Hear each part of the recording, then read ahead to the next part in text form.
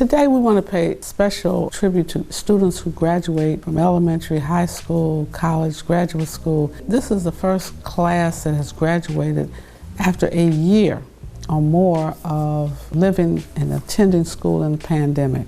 That's perhaps the most difficult time that any student would have. Many of them have been in hybrid situations where they've not been in buildings full time. Many of them have been completely remote. And so we want to celebrate our graduates today.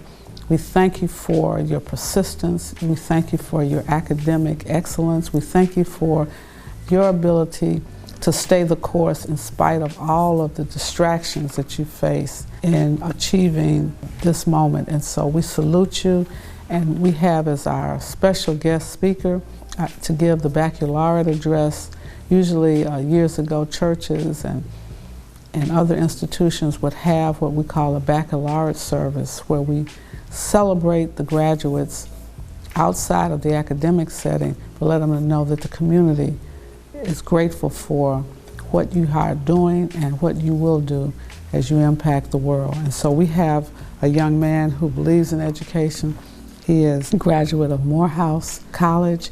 He is the proud senior pastor of the Fellowship Missionary Baptist Church.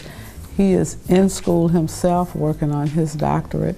And so we want you to welcome, to celebrate our graduates, none other than Reginald Sharpe, Jr. Hey family, good morning to you. It is an honor to have this opportunity to celebrate the graduates with the Rainbow Push Coalition. To my co-pastor, the one and only, the inimitable Reverend Jesse Lewis Jackson, thank you for this invitation. Thank you to all of you who serve on the staff and the family of Push. It is my absolute high honor to have this chance to speak to the 2021 graduating class. So here's what's going to happen. My wife is coming to bless us with a song. Lady Brianna Janae Sullivan Sharpe, she's going to come bless you with a song.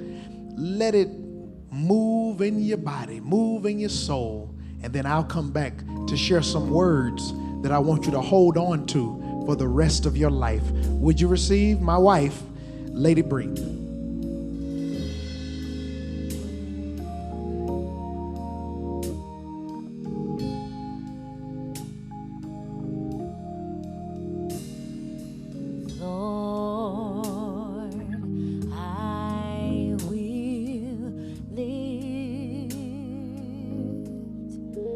My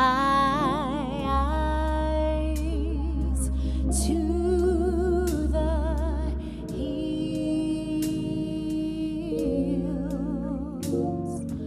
knowing my help is coming from you.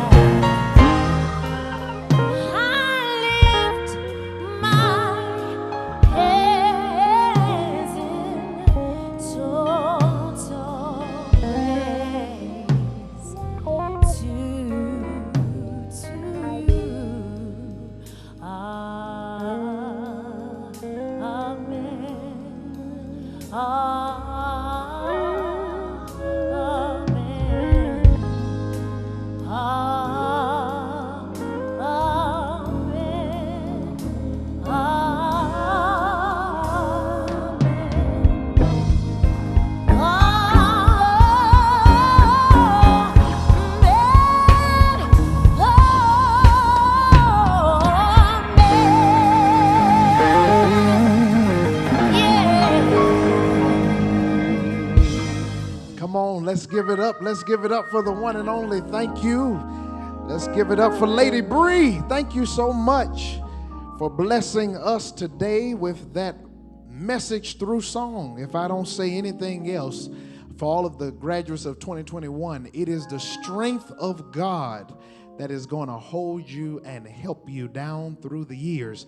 I'm so proud of you. This class with class, you've come through so much. In order to be a graduate in the class of 2021, that means a lot of your last few moments as a student was in a pandemic. You were in Zoom classes. You could not experience all of the things that everyone else could experience in the traditional graduation season. But we salute you for your faith. We salute you for your resilience. We salute you for your fortitude. And today my message to you is simply this: don't waste your life. Can you repeat that after me? Don't waste your life. You can say it. Don't waste your life. It was that American rapper, entrepreneur, and community activist by the name of Nipsey Hussle who was murdered, unfortunately, on March 31st, 2019. His last album was released last year, or a few years ago, and it was called Victory Lap. His first song on the album is called Victory Lap. And in one part of the song on this famous album, the line reads like this: yeah, look, I'm finna take it there. This time around, I'm gonna make it clear. Spoke some things into the universe and they appeared. I say it's worth it. I won't say it's fair, but find your purpose or you're wasting air. Can I say it again? Yeah, look, I'm finna take it there. This time around, I'm gonna make it clear. Spoke some things into the universe and they appeared. I say it's worth it. I won't say it's fair. Find your purpose or you're wasting air. Nipsey was trying to help us find our purpose or stop wasting air. Brothers and sisters, family, tomorrow is not promised. Life is a mystery. You could be here today and gone tomorrow. But life is more fulfilling when you live on purpose, when you live for a purpose, and when you live with a purpose. Nipsey was trying to tell us that you've got to stop wasting air. You've got to stop wasting your life, because all of us, no matter what age we are here on purpose, here for a purpose, and here with a purpose. And I should tell you, you don't have to live a long time to live an amazing life. It will not be about the quantity of your days. It's about the quality of your days. You can live for a long time and do nothing, and you can be a young person and make a strong impact. Alexander the Great only made it to 32. Malcolm X only made it to 39. Martin Luther King Jr. only made it to 39. Nipsey Hussle died at 33. Tupac was 25. And Jesus, the Son of God, was 33. You don't have to live a long time to make an impact. Somebody holler at me and say, stop wasting your life. Don't waste your life. It's not too late for you to get saved. It's not too late for you to give your life to Christ. It's not too late for you to reconnect with the religion that fulfills you. It's not too late to go back to school and to get a new degree. It's not too late to start over. It's not too late to change your habits. It's not too late to be more mature. It's not too late to grow up. It's not too late to dream again. It's not too late to try again. It's not too late to laugh again. All this black girl magic music listening to me, all this black boy joy listening to me, all these queens and kings and leaders and teachers and entrepreneurs and community activists and scholars and rappers and mentors and game changers who are watching me today, listening to me today. The word I want to leave you in this graduation season is whatever you do, don't waste your life. Before my grandmother died, she told me, baby, I don't want you just to exist. I want you to live.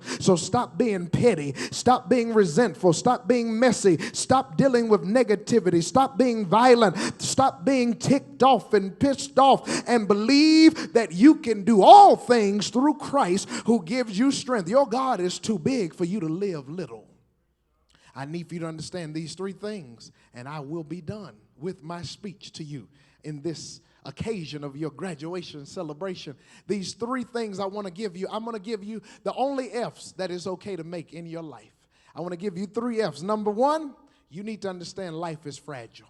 Number two, you've got to stay focused. Number three, you got to hold on to your faith. Life is fragile. Just a few days ago, I buried a 26-year-old who died by a stray bullet. I'm not telling you this on the occasion of your graduation to scare you. I'm here to tell you that life is fragile and it's uncertain. And when we come out of graduation, we think we have finished something. But the word commencement does not mean conclusion. It means beginning. So whatever you're about to begin, you better go ahead and begin it, because you don't know how much time you have. Life is fragile. So since you don't know how much time you have, don't let anybody waste your time. Somebody say life is fragile. But then you've got to stay focused. If you have a dream, you've got to put your eyes on it. You've got to lock in on it, sink your teeth into it like a pit bull who's eating a new piece of rib fresh off the grill. You've got to be focused. Whenever horses run, they put blinders on those horses, because it does not matter what the other horse that they are competing with is doing. The person riding the horse wants that horse to stay focused on the finish line, so they put blinders on them. It doesn't matter if people are booing or cheering in the stands. You've got to stay focused on your goal. I'm so proud of you, not just at what you are about to be, but I'm proud of who you are right now. But I'm not just proud of who you are right now. I'm proud for who you're about to be. Watch that. Did you catch it? I'm proud of you in your now, and I'm proud of you in your next. Aristotle would call it your potentiality and your actuality. See, when you see an acorn, that's the actuality. But the potentiality is that acorn can one day be an oak tree. Don't you let anybody crush you while you are acorn, because you hold the potential to be an oak tree. But the only way you're going to make it from acorn status to oak tree living is you've got to stay focused. Somebody say life is fragile. And then number two, you've got to stay focused. And number three,